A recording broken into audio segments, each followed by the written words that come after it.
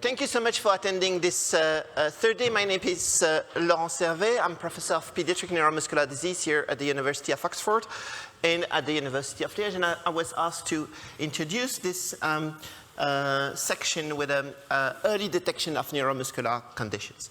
The first image that comes to me is the diagnostic journey in rare diseases. And I think that the first day with the story of David Cameron and the mother of Mila, we've heard how long and winding road can be this diagnostic odyssey. And between the first symptoms and the diagnostic received eventually by the family, the first symptoms need to be perceived, then you need to have access to a medical opinion, then to get an appropriate referral, an appropriate testing, and then only the diagnostic. And as you might imagine, at any on this step, you can fall in a rabbit hole, right? So the question is, how can we do how can we avoid this diagnostic odyssey? Because even if we have amazing drug that works amazingly well, if there is no brain anymore or no muscle anymore, this drug will not work. So the first thing is medical awareness, okay? So for instance, if we have a drug that works, probably the doctors will be more aware of the condition and will go faster to the diagnostic. Let's take 3 examples. Spinal muscular atrophy. Do we think that in the countries where there is no newborn screening for spinal muscular atrophy, now that we have drugs, the diagnostic comes earlier? The short answer is no, it does not. And as a foreigner coming in this country, I see on a monthly basis patients with spinal muscular atrophy type 1 who have been diagnosed at the age of 6 months, 7 months, 8 months, much too late to get the best benefit of the treatment. This is from Italy, the diagnostic delay in spinal muscular atrophy, and the slightly provocative title, is it still an odyssey? And the short answer is yes, it is. When it comes to Duchenne, the same apply. I mean, the diagnostic delay for Duchenne has been illustrated in several countries, the worst so far being the UK and the US, by the way. And importantly, there is also racial inequity to the access of diagnostic. And this is from the US. As you can see, your best predictor to have an early diagnostic of Duchenne is to have a white background, right? Which means that we are not equal in terms of diagnostic. We're not equal in terms of access of treatment. Then you could tell me, okay, that's fine, but you know, Duchenne, we still don't have so many treatments. Spinal muscular atrophy is quite recent. What about something for which we have a treatment that works, that has been well established? Okay, so let's go back to the past. I was a young medical doctor, and we had the first treatment for Pompe disease, right? Congenital Pompe disease. And since then, Genzyme and Sanofi have invested a lot of money for the medical awareness of Pompe disease and pouring money in the field for medical education and to teach the doctors how to think about Pompe disease. Any consequences on the diagnostic delay? The short answer is no. I mean, the diagnostic time to Pompe has not changed. It means that you can put as much money as you want in the field on medical education. You will not significantly change in a 20 years period of time the diagnostic odyssey of this condition. It does not work. And it's not a matter of not having put enough energy and enough money, enough hope into a medication. It was the case for Pompe disease. The problem is that you can train today all the GP in this country to recognize Pompe, to recognize SMA, to recognize DMD. You will invest a lot of time, a lot of money, but then the guy will come back to their practice. They have their usual stuff. They will never see a SMA, a DMD, or a Pompe patient, and the next one will be in 5 years. So if you don't refresh continuously, not only with these conditions, but the condition that will be treated tomorrow, you will never be able to achieve a sustainable shift in diagnostic delay for this condition. So let me present you two kids who have changed my life. These are brothers and sisters. They both have spinal muscular atrophy type 1. We are back in Paris 2017, and this kid received nusinersen. He could eventually not die and acquire the sitting position if it's properly positioned by mom. Look, she has really to place him properly. But this guy, when he came, mom was pregnant, and she was pregnant of the little terror that we can see here, playing with the smartphone, and she is going to show us that she has an excellent upper limb function. Two kids with the same disease, with the same mutation, with the same treatment, and that's the difference, the magnitude of difference in terms of efficacy. Then you say, okay, that's fine, but she will develop the disease later. Okay, let's now go 6 years or 7 years down, 6 years down the line. This is the little girl. This is not a typical spinal muscular atrophy type 1. You probably agree with me. If you don't believe the 6-minute run test, you can make a 6-minute cycling test. And that's the brother. The brother is doing much better. He has acquired a stable sitting position. He works a lot in the physiotherapy. He's able to take a toy from the floor. But that's the magnitude of difference that we're talking about when we compare a post-symptomatic and a pre-symptomatic patients. Of course, we have studies. Of course, now we have large number of patients. And we have data that support this difference. But I want you to keep in mind these two kids when we speak about the difference between a pre-symptomatic and a post-symptomatic patients. And as I used to say, if you don't care about having kids running in the street, if you prefer to see kids in the wheelchair because you don't care of children, you don't care of patients, you don't care of people, if you don't screen for the patients, screen for money, because it makes a lot of money to screen. And we had several health economic models that demonstrated very precisely that when you screen, it doesn't cost any money to the society, but it makes money because, as you might imagine, this kid in the wheelchair costs a lot of money for the same treatment cost. So we could start as early 2018, our pilot for newborn screening. Nowadays, these kids are 6 years old, the first one who have been identified. 19 healthy SMA kids have been identified and have been now treated. Some of them could be included in pre-symptomatic trials. And I want to emphasize that because it means that when we identify patients by newborn screening, not only we can give them allowed-to standard of care, but we can also feed clinical trials with patients, pre-symptomatic trials with patients. It was easy for us to demonstrate that early treatment for spinal muscular atrophy makes sense because we had siblings.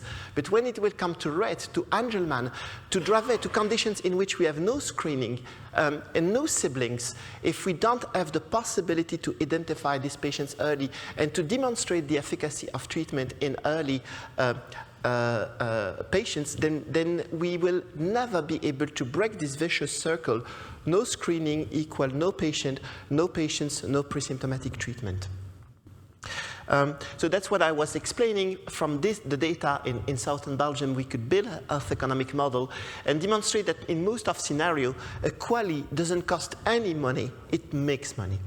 So you could say this is purely specifically Belgium. No. There are plenty of papers now from everywhere in the world, including Ukraine. Believe it or not, but Ukraine screens for spinal muscular atrophy for more than 2 years, right? In this very country, we don't, but Ukraine does.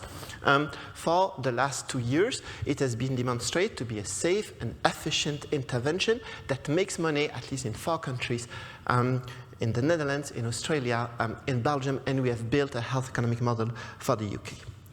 But we can do better. This is from my hometown in Belgium. It's called The Man Who Measured the Cloud. It's a presentation of utopia, right? Let me present you this young gentleman who has a neuromuscular condition. He lives in Congo, in the beautiful city of Lubumbashi, and has been diagnosed with Duchenne muscular dystrophy for only 10,000 euro, and was proposed a stem cell treatment for only 10,000 euro also. This is obviously not Duchenne muscular dystrophy. Then a child neurologist from Belgium proposed a diagnostic of SMA. It is obviously not SMA. He works like this since he's 20 months old. He eventually came to Liège, where we could diagnose a congenital myasthenia related to a DOX7 mutation. This kid was given salbutamol that cost €7 per month. And that's the same kid some days after the treatment. And I've seen him recently, is now doing incredibly well for €7 per month. But this disease is not screened at birth. Not because he lives in Lubumbashi. If you live in Oxford, it's not screened at birth. If you live anywhere in the world except in some very selected place, it is not screened at birth. But as you might imagine, these patients, even if you're not interested by looking at them running in the corridor rather than looking at that, they use a lot of healthcare resources, right? Our 3 patients from Liège with DOX7 congenital myasthenia have spent together 70 years with bound, with 20 years of invasive ventilation, 30 years of non-invasive ventilation.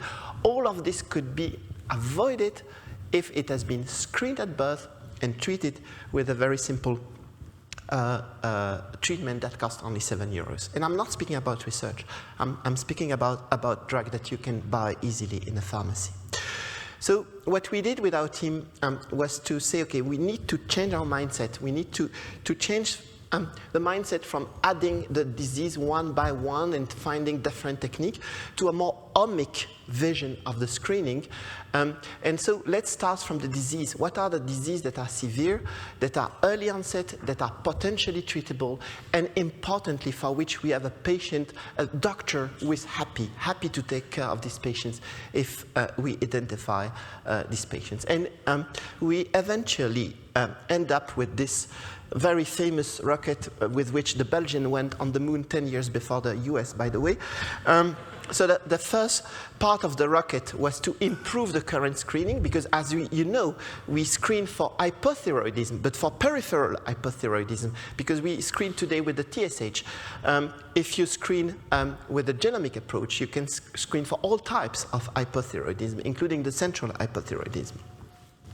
Then we listed the treatable disease, the diseases that are treatable today, and that we should screen if we could, and then the disease that will be probably treatable tomorrow and that we need to keep in the radar and be ready for clinical trial, including disease for which we will not find siblings. Angelman, Rett, Dravet, in which we have very important development, but for which we know that early intervention will be key. Who can believe that a patient 10 years old with Angelman with an IQ of 37 could have a transformative life with the oligoantisense nucleotide? These patients will have a different life if we treat him at birth, but there is no sibling, and we will never be able to demonstrate it if we cannot identify these patients at birth and to demonstrate that these patients are doing better with something that has demonstrated a target engagement and some safety.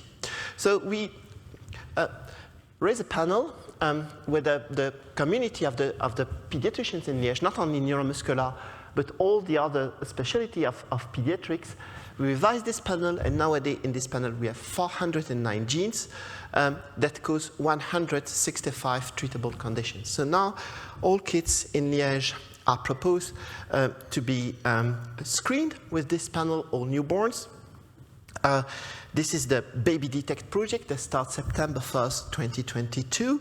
And a key point is, of course, the consenting of the families and the information of families. So it starts when mom is pregnant.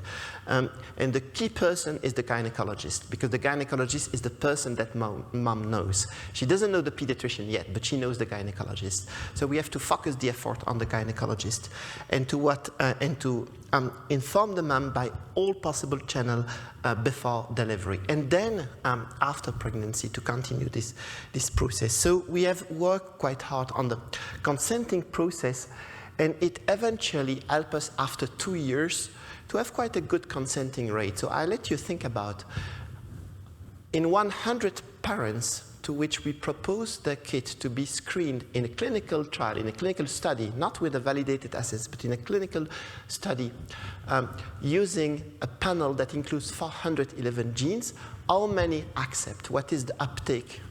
And the uptake is over 90%, 90.8%, which is good because it demonstrates that the people have the right to refuse if they want. But when you consider that they are people who believe that the heart is flat, that people eat dogs, that, you know, when you consider the amount of stupid persons in the general population and non-science believer, to get 90% of persons who agree to take part in a clinical studies is not that bad. So this is now published. So this is our algorithm. We have screened so far over 4,000 of babies, and that's the disease that we have identified. Of course, there are a lot of G6PD, but as you can see, not only.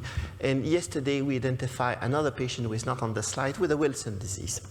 So these data are now in revision for publication. And now to set up the scene of Duchenne, what about Duchenne? The first thing is that when you discuss with families about the second child of Duchenne, you say, knowing in your family the diagnostic earlier for the second child, was it helpful? The short answer is yes, it was. Because it helped the family to be ready to get a better access support service, school preparedness, more time to evaluate options, and so forth and so on. So all together, by families, it was evaluated as a positive intervention to have an early diagnostic. In the US, there are several states now where the patients are screened. The way it works is that CK is dosed on the blood test, and if CK are elevated, then the child is called for follow-up, and then there is an evaluation, a retest, and eventually a diagnostic. But as you can see, 42 babies were called back in the clinic for 4 patients who were eventually identified, which means that they had to call back 42 patients, 42 moms who came to the clinic crying, anxious, and so forth and so on, to get the diagnostic in 4. So we need to be very careful. This is probably not a nice yield. So the way we will do in the UK and in Belgium is actually we will, in the UK, test with the CK starting end of 2025, early 2026, and then patients with elevated CK, we will straight go to the genetic testing so that we will call the parents only when we have a positive diagnostic, right? So this is the algorithm that we plan to put in place by the end of next year in the UK, and in Belgium, it's even easier. We can just put the dystrophin in the panel and to test for patients straight by genetics. So this will be 2 slightly different approach. With this one, which is probably more in the concept of omic approach of screening and the readiness to screen exactly the disease that are now under the spot for early intervention. But then comes another problem. If you have identified patients with Duchenne and you are able to treat this patient, what is the challenge to evaluate a young patient with Duchenne? I don't know how many of you have a toddler at home or had a toddler at home, but ask a toddler to do something. Well, maybe he will do it. Ask the toddler to do something the way you want him to do something. Maybe he will. Ask him to do it again the same way. No chance, right? So forget about scales. Forget about classical outcome measures in these patients. How are we going to evaluate these patients? It would be best not to ask them anything, to get them a passive assessment and to measure it. How could we do it? Well, I've been told by a fortune teller that someone today will present a new approach, that is the stride velocity 95th centile. He still doesn't know it.